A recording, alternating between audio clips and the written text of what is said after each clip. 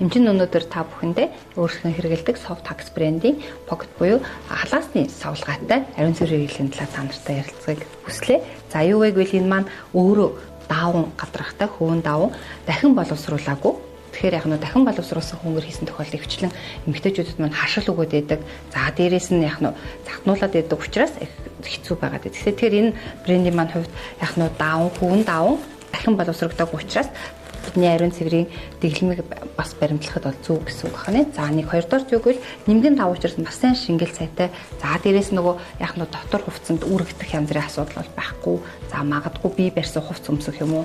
Жибийн тамирын хичээлд ороход чинь шингэл сайтай байх нэ. Тэгээд өсвөр үеийн хүмүүс маань нөгөө нэгээс нөгөөдөө ариун цэврийг хэлэх байхаас бид нар санаа зовдөг штеп. Тэгэхээр энэ маань гарын алганд багтах хэмжээний учраас чи найздаа гарын алгандаа багтаагаад өхөд ямар ч асуудал байхгүй.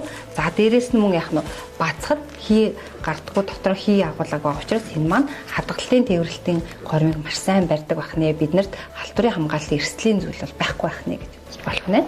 За тэгээд дараагийн нэг бас нэг ээжүүдэд танилцуулах маань болохоор энэ төрсний дараа ээжүүдэд хэрэглэх бүрэн боломжтой мөнгөлөг цаастай дараагийнхаа ариун цэврийг бид танаас танилцуулъя.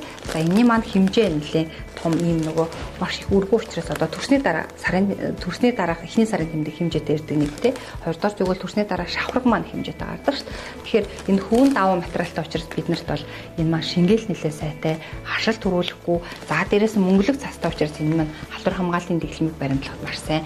За тэгээд яг нь базаад үсгээр хий гарахгүй учраас энэ маань хамгийн гол нь биднэрт илүү найдвартай, илүү сайн бүтээгдэхүүн бах нэ. За тэгээд эрүүл байгаарай. Бие сайн бодорой охтуудаа. Баяртай.